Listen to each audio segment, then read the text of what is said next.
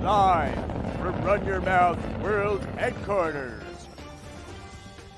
We explore the secret China plan to use garbage sold on Timo to overfill our landfills, and how the random pieces of unused kitchen appliances may in the future assemble themselves into robots to take over the country. As Israel runs out of areas to flatten in Gaza, will Netanyahu agree to go to bombing things rehab?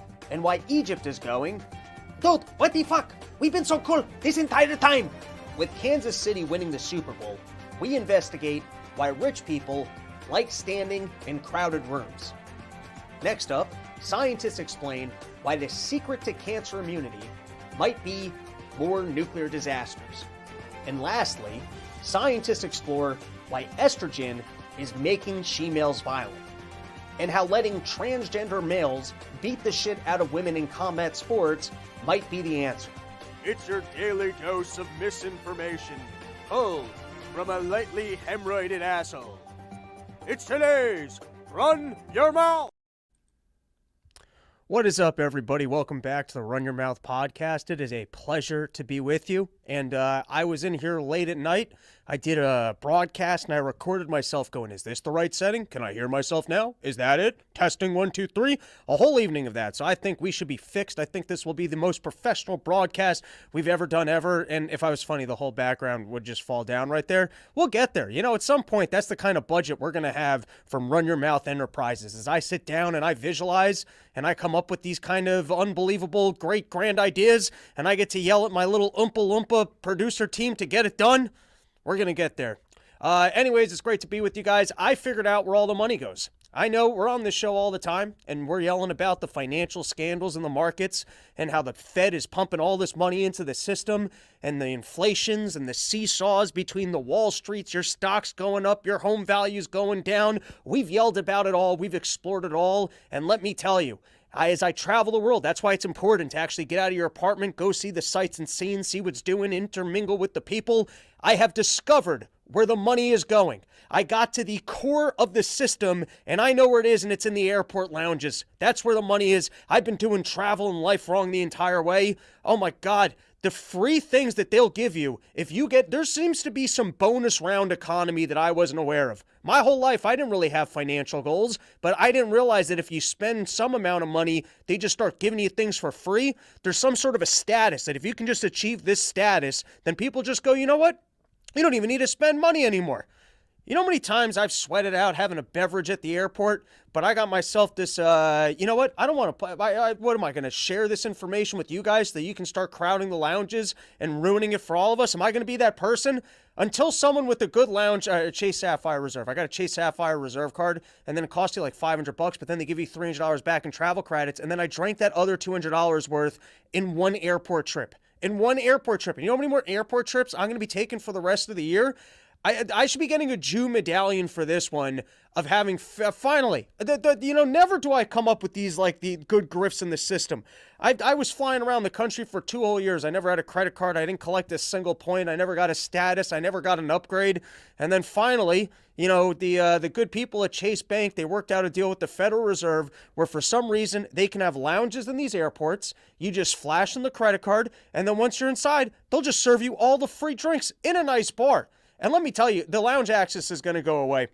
These kind of freebies should not exist for people. Like, I feel like I haven't done enough spending in life to be getting this kind. Like, what's the next level? What's the next door at that airport that I didn't even realize existed that they just opened? Is that where they keep the Victoria's Secret models? Like, what's the next? If I'm already at the free drinks level where they just open up a door and there's free drinks, what other doors can be opened for me? And I'm just saying, this makes me want to have money now. Because I didn't realize that money meant that you could just have free stuff. Like, I always thought you just say it's like more money, more problems. They lied to you on that. It's more money and more free. I don't understand how that works. I don't understand why there's a fee for everything that ever happens at your bank, but then somehow they can just have a place at the airport where they can just serve you all of the free drinks. But listen, I'm on Team Chase Bank now. Let me tell you, you know, I was railing against the banks and Wall Street and the bailouts and giving them all the money. But if banker bailouts means that I can show up at the airport and just sit at a bar and get hammered for free, on good beverages, then you know what? I approve. You can bribe me to be preaching the bank bailout system. All right, let's go. Oh, but this was fun. So I went from that to sitting in the last row of the airplane. Have you guys ever sat on the last row of the airplane in the aisle? You basically have a seat that's inside of the bathroom. And if you're already going to have a melony scented bathroom that gives me a headache, can you put drugs in there that put me to sleep?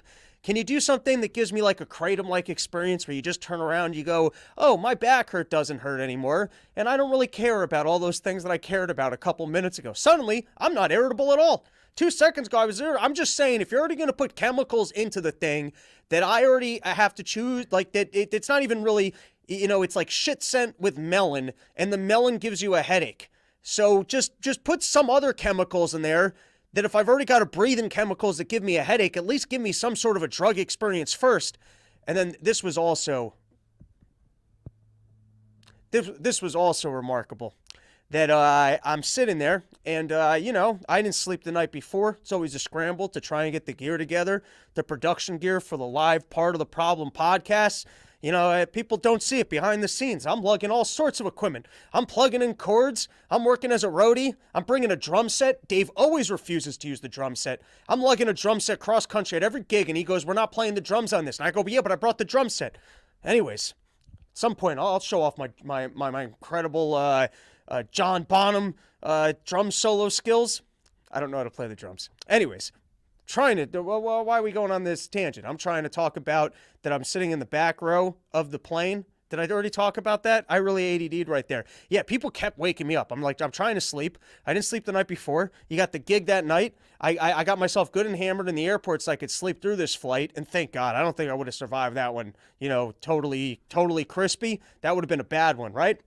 So I'm sitting there, and my experience of falling asleep is that every time I fell asleep, the Shane's play, and some guy would go, hey, sir, just wake up. I'm about to go in there and take a shit. And then like some lady would be like, I'm about to go in there. If you could just make sure that you're up. I want to make sure that you can hear and smell this.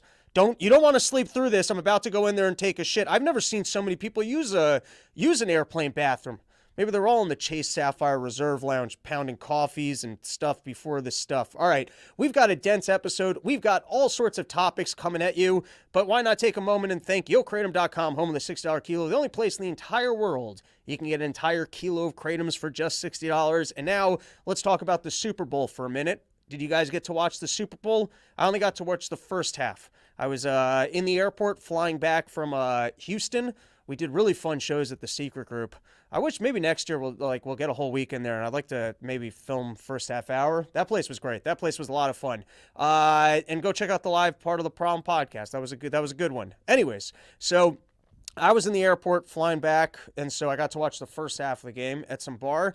And I did have a couple takeaways because the game just seems to flow a little bit different. Maybe I was talking about this last year, but firstly, there's way too much ceremony. I wish we could start getting to a level with Run Your Mouth where we could have a half hour of ceremony before we start the show. And now, before we start the show, we're going to raise the flag. And now we've got this person that has absolutely nothing to do with the show. And here's some fireworks for before the show. And then can we just start this thing? Do we all have endless time? And then you got these Super Bowl players, the star players, they show up these days dressed like purses. I noticed a lot of towel thongs. I don't remember players playing in the game with towels going down their ass crack. It's like these people got smaller asses, so now they don't want to get cut from the teams for having smaller asses. They got to wear little towels down the ass crack to show off the amount of butt that they've got there. You got emo, tatted up heroin people singing "America is Beautiful," and then Usher. Was that guy ever good? Did you guys enjoy watching Usher dance? I don't want to watch a halftime show with someone dancing, unless it's Keith Richards. I mean, the Mick Jagger, but you don't really like Mick Jagger dancing. You're like, all right, I'll look past this because your songs are so good. I'll pretend, I like watching dancing is like Angus Young. I'll watch that guy. He doesn't really dance, but he does the duck walk while he's playing some awesome guitar riffs. You're like, all right, that's kind of cool. And then this was what I found to be most 2024 about the Super Bowl in the world that we live in now. I don't know who was doing color commentary on the Super Bowl. I don't watch football anymore, so I don't know what goes on over there. And it's also a new landscape where every single commercial is, we have a product that wants to kill you, but we just want to let you know how much we care about equality while we pump diabetes and chemicals into the American people. We just want to remind you how much we love fairness and we think everyone should get along, and here's a pat on the back for the gays. Now go drink some more of our liquid diabetes.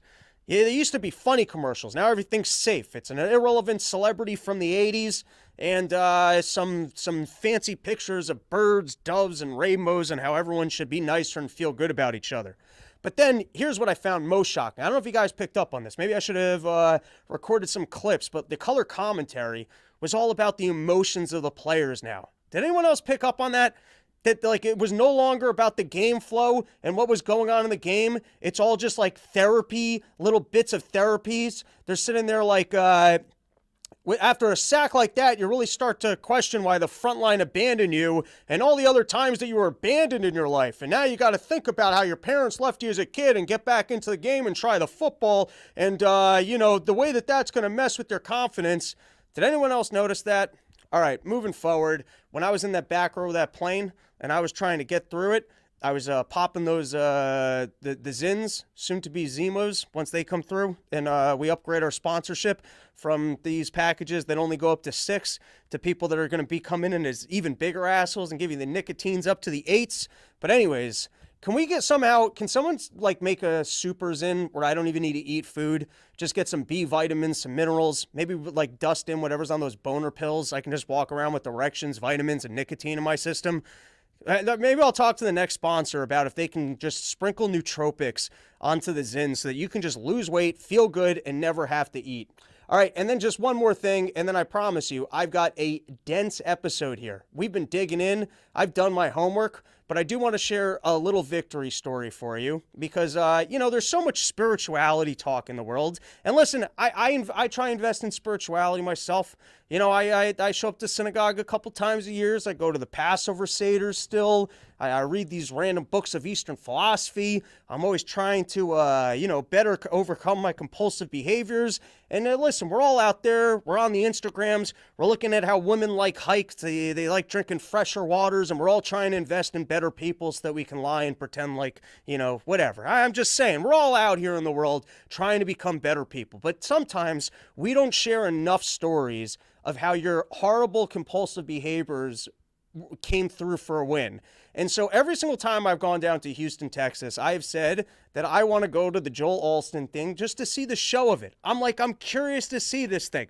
I want to see that self-help spectacular right up front in person and feel the glow of Joel Alston and his perfect hair, his shiny teeth, and his message of hope. And every time I'm there, I say I'm going to do it, and then I never do it because I just usually am rushed on time. This time, I had all the time. I didn't have a flight till 7 p.m. I had a whole day to kill. And I was like, you know what? I really should do it. But you know what I did instead? I ate an edible, I masturbated, and went back to sleep. And so you know what? Masturbation and going back to sleep for the win. And I feel like we should all just share our stories of hope for when every single time that you decide to just eat an edible and get back into bed. And listen, you might miss out on a lot of life, but there might be some times where that really came through for the win. And so if you also have had experiences recently where eating an edible, jerking off, and going back to bed really saved your day, I feel like it's your duty to share that with the world. All right, let's take a couple comments and then we'll get into the next thing. Listen, we're making big time improvements here at Run Your Mouth World Headquarters. But until I start wearing glasses, I can't actually read. So I'm just going to walk over. We're going to read a couple comments. We're going to get a second camera for when we do this, Mr. Rogers style. And then we'll get started on the actual show. I'm a little caught up here. Here we go. Wasn't there a Dallas POTP coming date? Was it canceled? I had the exact same question. I looked at the schedule and I saw that seemed to have fallen off, so I have to find out myself. My chat about Kratom disappeared. What the hell? I don't know. I can't answer that for you.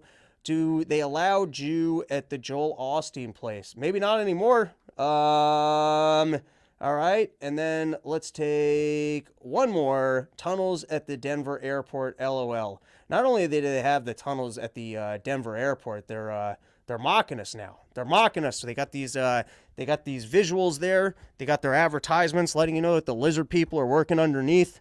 You even got Joe Biden coming out there with lasers in his eyes. It's like the new thing. They're mocking us. They're going, all right, you know what? We're just going to own it because there's nothing that you guys can do about it anyways. All right, let's get into the show. First topic of today. You've got 86% of the population thinks that Biden is too old. And so here's a New York Post article where they're going to try and, freshen him up. And by the way, for some reason, Joe Biden actually does get recalled. Here's a movie I'd like to see is the comeback Joe Biden story where Fetterman trains him how to get back out there, even if you can't speak or have coherent thoughts. Let's watch that Rocky film of Fetterman playing the role of Mickey, and you get Joe Biden out there as Rocky, trying to train him for how you can be a brain-dead politician but still show up to work. Or maybe Joe Biden can be the washed-up old politician who trains Fetterman so that Fetterman doesn't have to feel guilty about not being able to actually do the job and continue. Maybe he'll train him how to be president. You know what? Maybe this needs a rewrite. But anyways, 86% of the population feels that Joe Biden is too old to run for president. They're trying to come up with some new looks for him. And so, we came up with some ideas. This is the casual, I don't even care to wear this shirt. I mean, sure, I put it on, but I didn't actually put the sleeves on to show you how little I care about this shirt. Or the next one is Power Lady sailor suits. And what's great about the Power Lady sailor suits is that you're appealing to both genders, right? You're letting people know I represent men, I represent women, but then you're using the Power Daddy leather, to let people know that you're still in control and showing off your daddy bones. So that one's a good one. Or, of course, we wanted to see what he'd look like as Post Malone, which is another look for if you just want, like, meek and weak and don't really want to say all that much and just smile and, like, take heroin and then people don't expect all that much from you. That's a good one as well. All right, and then the look that they ended up rolling out for Joe Biden as they're trying to figure out what might work better for the guy. They freshen him up, they get him on TikTok, and they went out with just some old school khaki pants. Let's give this a watch. Two great quarterbacks, hard to decide. But if I didn't say I was for the Eagles, then I'd be sleeping alone. My wife's a Philly girl. Game or commercials? Game. Game or halftime show? Game. Jason Kelsey or Travis Kelsey? Mama Kelsey. I understand she makes great chocolate chip cookies. Deviously plotting to rig the season so the Chiefs would make the Super Bowl, or the Chiefs just being a good football team? You get in trouble if I told you. Trump or Biden? Are you kidding? Biden. It seems like the new strategy, since they can't keep him in the basement, is can we shorten things to one-word answers and make it about cookies, which is a word that he was barely even able to get out. And how many times do you think they had to rehearse that little one? So is that going to be just the new thing? Roll the guy out, ask him really short questions about the topics on ice cream cones and move on, freshen him up, get him out of these suits and the aviators, put him more in the, make him a little bit softer looking instead of slick politician looking. We'll get him with the khaki pants. We'll get him in old man sweaters. But when I was watching this and I see Biden and they're trying to roll him out for the younger generation answering short form nonsense questions, I was thinking, well, what's Donald Trump doing for his Super Bowl? What does the Donald Trump Super Bowl party look like? And my God, it was even worse. Let's give that a watch. Here is Donald Trump enjoying his Super Bowl at Mar-a-Lago, where I don't even think we should be watching this. They rolled out the 16-year-old girls to come, the local high school cheerleading squad to get out there in front. Of course, Trump's looking at them going, Epstein would have loved this. If Epstein could have been around for this, to see how great I'd be that they would just bring the high school. How did this phone call go of, hey, the local high school or cheerleading squad would like to put on their tight yoga pants and come perform. Bring him. That sounds like a fine tribute for a fine day. And is this just a show for Donald Trump? That makes perfect sense. If I had a high school girl, I would totally bring her to Mar-a-Lago to dance for me. All right, and next up, but let's take a second before I play this video just to make sure everything actually played. Let me know. Yeah, I'm not seeing any comments that the audio didn't work, so I'm going to assume that we're golden and that we figured it out. Producer, play that beautiful noise of victory. That song that we talked about that would come in and go, wow, you got a very simple task done that shouldn't have taken you 7 years of podcasting to figure out how to play audio within a stream. All right, and then here was Fetterman talking about the issue of Joe Biden's age and, competency concerns on the job. Let's hear Fetterman. Start. Can I just ask you about the special counsel's report about Joe Biden questioning his memory, saying that they couldn't convince a jury to convict him because of his memory. What is your level of concern about the president in the aftermath of that report? I don't. Isn't that great? Hey, you're retarded. Are you concerned about other people who won't be able to do this job? And of course, he responds is, well, no. When I was lobotomized, they took away the part of your brain that would be concerned about things. I don't have that part of my brain. That's what happens when when you become dumber, is you lose concern for things. So he will let him know that, no, I don't share these concerns. And I'll read it, too. Start. Can I just ask you about the special counsel's report about Joe Biden questioning his memory, saying that they couldn't convince a jury to convict him because of his memory? What is your level of concern about the president in the aftermath of that report? I don't have any concern over that, and that's just that was just out of the gutter. And now for him to even mention the death of his son, now I have 2 sons, and if something like that happened. I don't really have concerns for anything in life. Really, no feelings, emotions, or anything whatsoever. Now you've got Boris Johnson responding to the Tucker Carlson interview. So it's interesting. We've been talking about, and part of the problem for a long time, that it seemed like a peace deal had been worked out in Ukraine. It was reported.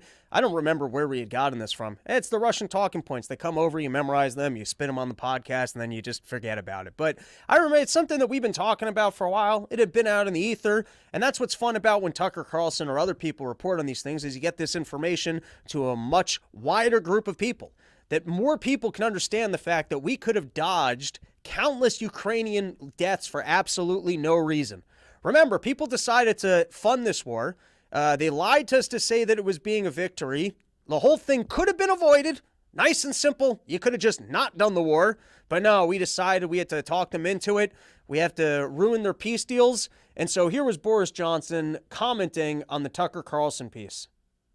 Around the world, people are watching that ludicrous interview with Vladimir Putin conducted by Tucker Carlson, and we must not fall for this tissue of lies, above all for the notion that Putin is somehow fated to succeed in Ukraine. On the contrary, he is doomed to fail. Read about it in the Daily Mail. All right, so I was curious to read about this in the Daily Mail. Here's Boris Johnson, and this is incredible. After 2 or maybe 3 years at this point of this failed, hey, we're winning in the Ukraine war, they're still trying to sell us on the idea that if we send them $86 billion, that's somehow going to do something other than just get more Ukrainians killed. Instead of finally waking up to the fact, hey, this thing was failed, this was a bad idea. I could have told you that in week 1 when China and India didn't get our back in the operation. All right, this thing seems to not be working. They're still selling this lie. Remember, Chuck Schumer even said it, that Putin's going to go in and he's going to go take over the rest of Europe. How many years is that going to take him? If you do the math on how much of Ukraine he's taken, and you look at even, I don't know if there's been much movements in the lines, but let's assume there is. What's the math on how long till he gets to Poland? Can someone do those forecasts? And then from Poland to the next area? Or what are we looking at? In 1,000 years from now, Putin might go and take over all of Europe? I mean, if we're so concerned about this, where's the forecast based on current performance of how soon the guy even gets to Poland? So what is this, something I have to be concerned about in 100 years? By then, global warming might actually be a problem. By then, we might actually get to the point where the global warming thing is something that we have to be concerned about, and everyone just opts out of war because they're like, we can't even use carbon for this thing. But here he is. It's 2 years later, and he's letting you know it's not true. I never got in the way of a peace deal. And not only that, but this war is still important because Russia is losing, and you can read about it in the Daily Mail. And I was like, all right, I'll go read about that in the Daily Mail. You're still claiming that we've got an opportunity to win this thing? What do you got for me, Boris Johnson? And so in the first part of the article, he great spin. I guess this guy was a decent politician when he was lying about COVID being a problem and partying. But anyways, so you've got Boris Johnson, and his first part of the article was, I would never have talked the Ukrainians out of a peace deal. It was because of their resolve and their strength as a people. There was no way of getting in the way of the Ukrainians wanting to get out there and battle. All right, that's his claim. It had nothing to do with him, but then this is when he tries to pitch that this is still a winnable fight. So let's give it a read.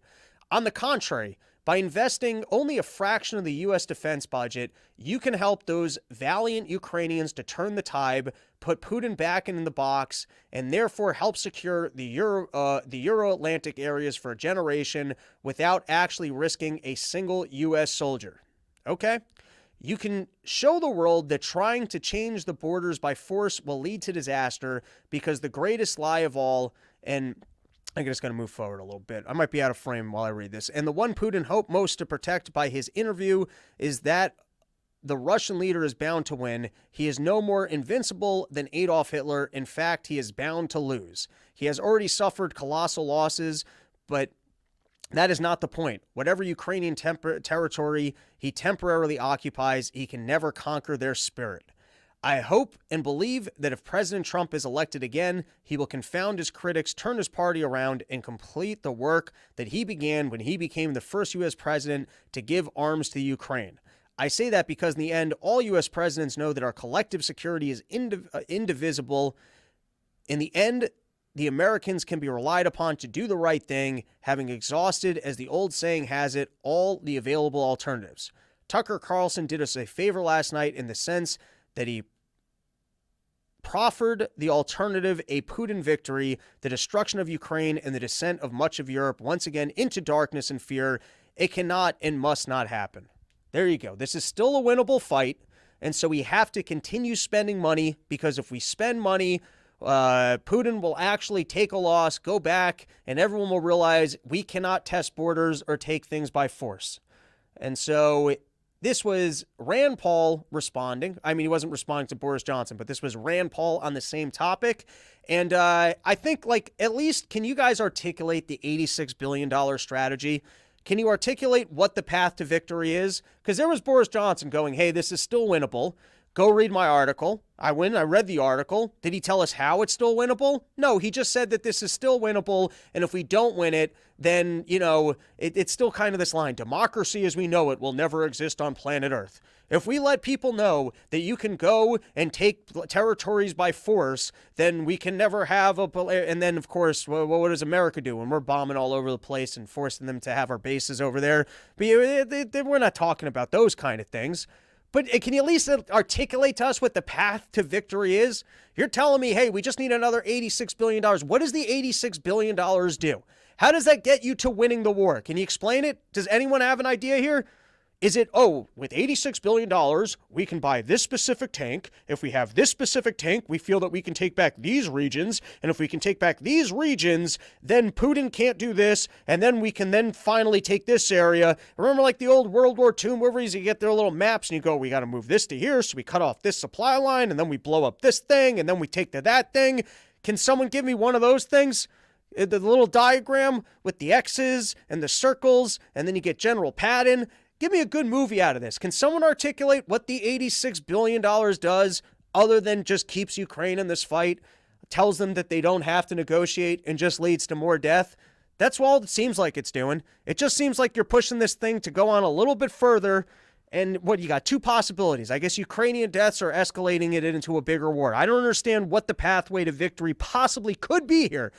And then there you go. They just self-reference. You can go read it about in my article. And then it's just, you go to the article and it's just more assurances of, well, how? How does this make a difference? What does this do? And so here, just to hear the alternative opinion, let's listen to Rand Paul. Disgusting. I find it really disturbing. No sound on my end either. What's going on There here? are people out there making the argument. We've been doing great on sound this whole episode.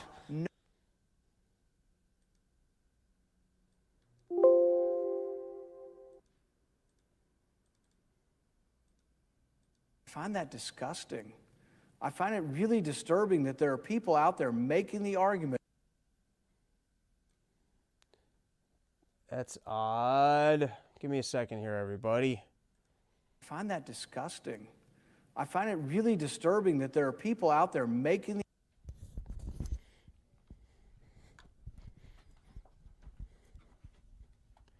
Oh, you're telling me that the audio is playing for you guys and I just can't hear it? That's the oddest mistake we've had yet.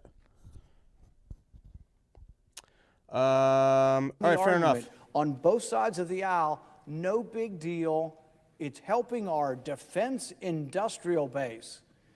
It's another word for the military industrial complex, because even Eisenhower warned 70-some years ago, he warned that there was a danger that the military industrial complex would get so big that it wouldn't be policy led by Congress, that the corporations would become so big, trillion-dollar corporations grabbing up money, that they would direct policy.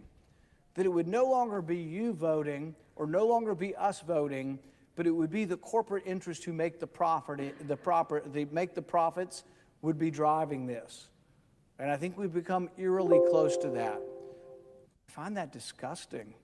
I find it really disturbing that there are people out there making the argument on both sides of the aisle, no big deal. It's helping our defense industrial base. All right, I'm not really sure where to stop the clip, but you guys can go check it out. And essentially what he's saying is that we're not even really arguing that we can win the war at this point. It's that we can make money for the defense contractors. That's the new pitch to the American people. And think about the human interest story of the death in Ukraine. I'm just saying, they like playing off emotions. They like telling us about how people will die and the dignity of human beings. So why not report on all the people that have been conscripted to war, the actual deaths and injuries of this war, and how the American people are trying to keep Ukraine in this fight instead of settling a peace deal. And still lying to us to pretend that, Putin's going to go take over all of Europe. Please articulate that to us. How is it possible? What's the time frame? How does this end up being a fight with Poland? Has Putin stated that he wanted to do that? Does he have any of the means necessary to do so? And then you're also telling me at this point, it's basically, well, we need to get them the money and it's good for our industries. Is that a good reason to be sending people to death? And then this was from, I forget where, Ron Johnson. And we played this on Part of the Problem as well. He did a Twitter Spaces, and I thought that he stated this well, so let's give this a read. Senator Ron Johnson, we all have to understand that Vladimir Putin will not lose this war. Losing to Vladimir Putin is existential to Vladimir Putin. Russia has 4 times the population and a much larger industrial base. Russia can produce 4.5 million artillery shells per year. We're not even up to 1 million per year. The average age of a Ukrainian soldier right now is 43 years old. Some of Zelensky's top aides say that even if the United States and its allies deliver all the weapons they have pledged, they don't have the men to use them. If you're worried about the people of Ukraine, you have to understand that probably 100,000 of their soldiers have been killed. The only way this war ends in a settlement, and every day that the war goes on, more Ukrainians and more Russian conscripts die, more civilian dies, and more of Ukraine gets destroyed. Again, sending $60 billion as added fuel to the flames of a bloody stalemate makes no sense. As evil of a war criminal as Putin is, he's not going to lose this war, and our colleagues here just aren't willing to accept that reality. They are living in a fantasy world thinking that Ukraine can win this thing. Well said by Ron Johnson. And this was reported by Zero Hedge. It was reported by Kyle from antiwar.com, but that there are starting to be some protests against the conscription. In some very pro-Russian towns, you get the women out there going, hey, you can't be taking our boys, you can't be taking our husbands. And where's all the media footage of this? Of all the people being pulled from their homes to go fight in an unwinnable war because of our fantasy that what? Articulate the strategy. What does the $86 billion do? Here, we can read this. In a sign of things to come, anti-conscription protests have begun popping up in Ukraine, and crucially, even in areas as generally supportive of Zelensky's war efforts against Russia. This comes as the Zelensky government has for several weeks now been teasing the likelihood of a major mobilization as the military is in dire need of hundreds of thousands of more able-bodied troops. Currently, a controversial mobilization bill is currently slowly making its way through Parliament. It seeks to reduce the age limit of conscription from 27 to 25, while also increasing the penalties for those that failing to register. All right, and then here's the last thing on this topic. Funding fight, obviously you're urging Congress to act. You all have been fairly optimistic, but realistically, I mean, Speaker Johnson doesn't seem to have any interest in bringing up this bill to fund Ukraine and Israel. So what is Plan B? Is there a Plan B if Congress doesn't get this done? I won't get into hypotheticals. I think the president was very clear in his statement. It's really important that the House now take this up and get it to his desk. As Karine said, if it gets to his desk, he'll sign it. It's critical. This, as we've said before, we said it when we submitted the supplemental. back in October. There is no magical pot of money from which to draw to try to support these allies and these partners, and to try to support, oh, by the way, significant humanitarian assistance needs, not just in Gaza, but elsewhere around the world. Congress needs to act. They need to be the ones to move forward. But are you seeing any cause for optimism that Congress is actually going to do anything? Because so far, it certainly doesn't seem like the Speaker is moving in that direction. I think today's a pretty optimistic sign that it got through the Senate. That's not an insignificant milestone. And again, we're grateful for the bipartisan leadership in the Senate. Now it's time for the House to act the same way. And can you just say broadly, I mean, if this doesn't get done, this lack of funding, not to mention Trump. All right, so a couple of things on this. Firstly, kudos to the Congress for what's called. They didn't get rid of Mayorkas, but they did impeach him. And while I understand procedurally impeaching people in these positions, just kind of doing the bidding of the president might not be a win. I think, Mayorkas, it would be interesting if over time, like Fauci, they actually investigated him and saw that he was purposely doing everything he can to try and get more people into the country, and if for some reason that was an actual initiative of the government. But I do think that it's a little bit of a bad look actually being impeached and, having a formal statement of you were completely negligent at doing this job. And now you got over here that Congress might actually be able to prevent the war funding getting from Ukraine. Let's be watching these Republicans and see if they cave. Hopefully they don't. And I think that this does, very rarely, or I find you watch these things and go, man, Congress rules. Or wow, Congress actually makes a difference. But we'll see if in this case it does. And then I love how the government turns around and goes, well, this way, if it thing folds, it's the fault of those Republicans in Congress. If you work in a company and someone goes, hey, we're going to put this into the marketing budget and it's going to bring this amount of returns, and then we're going to have this amount of money for this next thing, and then it doesn't work out. And then they turn around and go, well, I just need more money to spend on the thing. And then the people who said, well, your plan didn't work. We're not spending more money on your plan. And then you go, oh, well, it's their fault because they didn't give me more money. No, your plan didn't work. 2 years ago, you guys made some really broad and bold claims about how we were winning this war and we're not.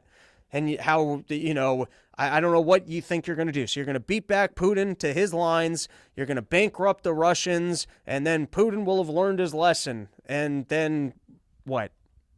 What exactly was the strategy here?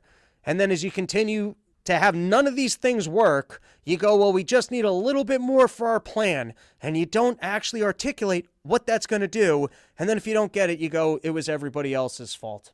All right, let's move on to our next topic, which is the latest of what's going on out in Israel and Gaza. But before we do, why not plug sheathunderwear.com, the most comfortable underwear that's ever graced the balls of man. People, if you have not upgraded to Sheath underwear, you don't know what you're missing out on life. This is like that lounge access that I was talking about, where suddenly you're just getting all these wonderful free things that you're like, why is there a universe of freeness? And let me tell you, you don't know the freeing sensation of when you're not thinking about the fact that your balls are stuck to your leg. You don't even know what that lifestyle looks like. When you think, you turn around, you're like, man, it's been 3 weeks and I didn't have to readjust my nuts once. Think about how much time and brain space you're wasting every single day as you've got swampy nuts flopping around all over the place, and you sit down and they're getting stuck to your leg. You don't even know how much that's holding you back. And so I've been out here for 2 whole years telling you about sheathunderwear.com, the better lifestyle that you could be living, and how you could have your underwear with everything cool, comfortably protected, and separated the way that you'd like for it to be. So go to sheathunderwear.com, use promo code RYM, you get yourself 20% off the greatest underwear that's ever graced the balls of man. All right, so now further coverage of how everyone in the Middle East is just wrong. It's just the divorced couple that are going to fight to the end, and you can stand on the sidelines and go, listen, like, can we not fight to the end? Or at least, I guess in this case, we could be like, listen, we don't need to fund the lawyers so that these people can fight to the end. But in further coverage of everything that's been going wrong out there, you've got, I think it's the UNWRA or whatever, and they were the UN organization responsible for, I think, a lot of caring for, all of the refugees or other people that are living out in the Gaza region. The UN comes in and they give all this support to the area. I think some of the money and funds are being processed through them. And then it turns out that they gave some cover to the terrorists that were involved in the attack on Israel.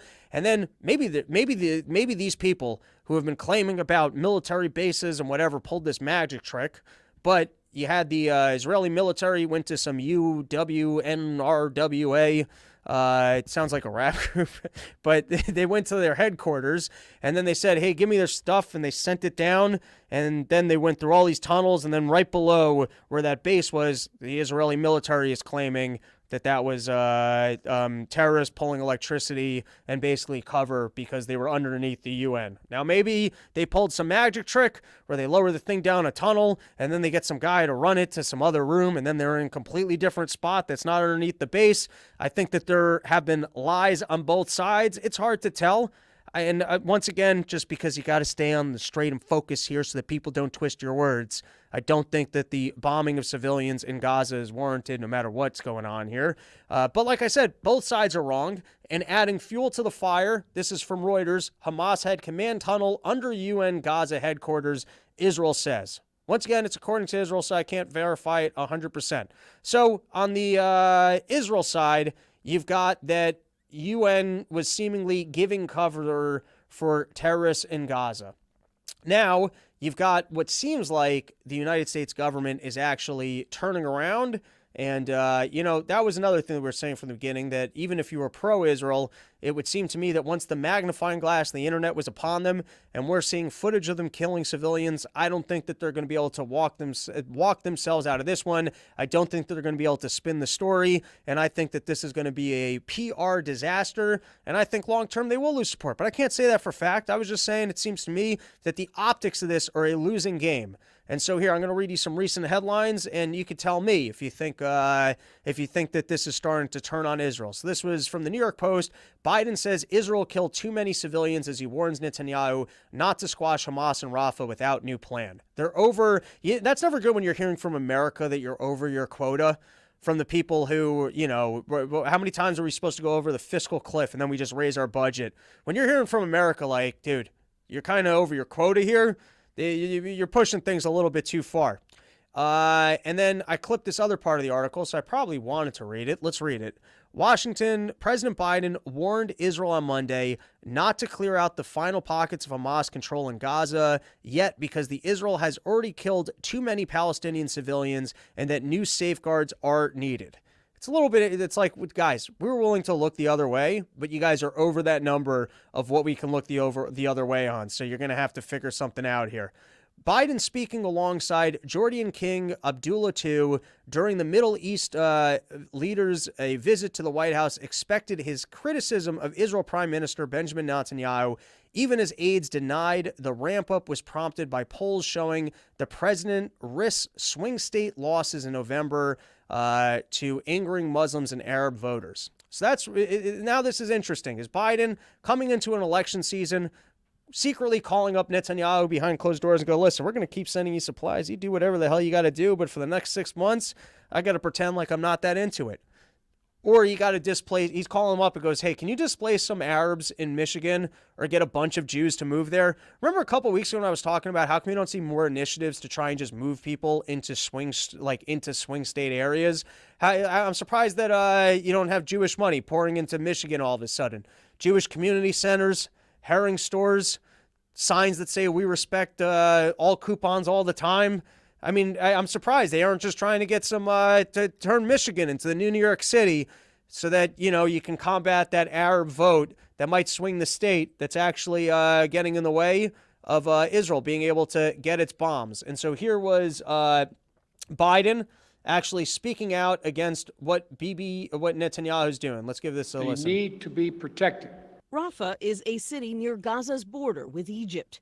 More than 1 million Palestinians are sheltering there after Israel urged them to leave Hamas strongholds in the north 4 months ago. I want to replay that because Israel came in a little late. Packed into Rafah. Major offensive in the most densely populated part of southern Gaza. And now they're packed into Rafah, exposed and vulnerable. They need to be protected. Rafah is a city near Gaza's border with Egypt. More than 1 million Palestinians are sheltering there after Israel urged them to leave Hamas strongholds in the north 4 months ago.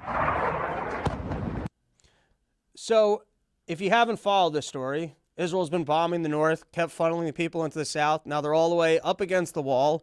You've got 1 million people, and now they're starting to bomb that area.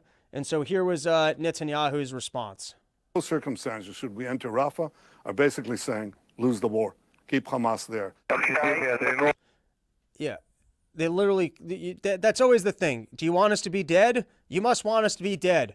Oh, you're opposing us killing people? Is that because you want us to be dead? That must be the reason that you're doing it. No circumstances. And so this is from the New York Times. Terrified Gazans await as an Israeli advance in the city that they fled to. This is from the BBC.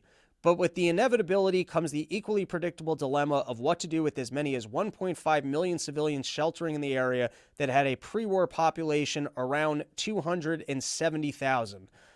You also have, there was in this article, that the only group of people that would seem to have had the resources in the area to, I guess, be caring for all these displaced people is the UNWRA, which Israel is now claiming has been running cover for, Hamas and the terrorists. Now, this I found interesting because while they're claiming that there's no, I guess, that the area is densely populated, they did showcase two pictures that don't seem to line up as being of the same area, and that the one on the right does seem to have more space, but I don't often look at aerial pictures, so I'm not calling bullshit on the entire article, and I do think, once again, Israel's indiscriminate bombing of civilians in Gaza is unjustified, and this seems to be, I don't know, what are they going to keep running them in circles while they chase Hamas? They're going to push them all the way to the south, then they got to go back to the north, then they got to re-clear the south. I don't know exactly what the plan is here. All right, and moving on from that one, mutant wolves roaming Chernobyl exclusion zone have developed cancer-resilient abilities. And I guess what I appreciate about this is that, firstly, it's always interesting to me how, I guess it's just my resentfulness for how bad of a student I was and how much I hated science. And then you get all these kids that were supposedly so much smarter and better at you at school. And then you find out no one knows what the fuck is going on in the world. Nobody knows. They yell about global warming, and then it turns out that maybe the pollution that we've been putting up into the sky is actually protecting us from all the sun that otherwise would have been coming through. It just seems like all the time they're just pretending like they know shit, and then they preach at us, and then they turn around and they don't fucking know anything whatsoever. And so in this case, I'm reading this and I'm thinking, so maybe if you're being unhealthy right now and you're consuming sugar or other horrible things, maybe your kids will evolve where all they will need is sugar. Like, you get these people that are eating salad all the time, and they're just going to die off because salad's going to become expensive. It's not going to be readily available. What I'm saying is you need to invest in doing horrible things to your body now for the sake of your grandkids so that they can evolve and just be great with it. You know what I mean? Drink alcohol every day, eat more sugar, watch all the porn, and then in the future, your kids, your grandkids, they'll just be able to live off that stuff. They'll just be able to stay in the home and survive, maybe even thrive. Maybe they'll even be better looking. I mean, how many thousands of years is it going to take of us just eating pure sugar and nothing else before the human body just evolves to that's all it needs? All this talk about, well, thousands of years ago we're evolving, baby. We're figuring out how to be high calorie density. I'm just saying, if you can leave wolves alone next to a nuclear reactor, and then they could just turn out to be immune to the radiation, who the hell knows what we could be doing to the human body? All right, this is another random one. I came across this on Twitter, story of a lady in Boston who is taking Haitian migrants into her home. Let's give it a watch. Story you'll only see here on NBC 10 Boston. A migrant family from Haiti is sharing their experience. They're searching for shelter in the Boston area and then recently found a host home in Brookline. And now they're looking for jobs. As NBC 10's Aaron Logan reports, they say these last few weeks have been life-changing. Good. I'm recording. It's been an emotional few weeks for Wildande Joseph and her husband. First, sleeping on the floor at Logan Airport. Then in Children's Hospital with their 2-year-old daughter who got very sick. She felt bad, as any mother would. Now things are looking much brighter as they've been welcomed into Lisa Hillenbrand's Brookline apartment. Tu niña es muy alegre ahora. Sí, muy alegre. Cuando se levanta En la mañana se dice, ay, Lisa. She says her daughter is very happy. When she wakes up in the morning, she says, hi, Lisa, and everyone starts the day smiling. It's a delight, and it's really fun having them. What I realized is there's so much prejudice against refugees, mostly because people don't know them. Lisa says she feels like she has her own personal chef, as Wildande loves cooking. ¿Te gusta la ocupación? Sí. In fact, her goal is to open up her own restaurant. Quiero tener mi propio restaurante. All right, we're going to close out the show with this one, but I'm warning this lady because I've let people crash in my apartment, and this is the honeymoon period. You might think now that this is nice. You give this 3 months, this lady's good. I want to see that follow-up story when she's the one knocking on the deportation center doors and going, you got to get these people out of my house. It's been 3 months. They're not finding jobs. This lady was telling me that she had dreams of a restaurant. She doesn't even cook for me anymore. These people are just on the couch. Do I have to personally drive them back to Haiti? Because I will. You do a 3-month follow-up on this one, and that's where it's going to be. All right, that is our episode. Thanks for hanging out with us. Back probably next week with another episode, possibly Friday or Saturday. And once again, live dates in Kansas City, Omaha, Nebraska, and out in Salt Lake City next week. That is the episode. Have a great day. Peace.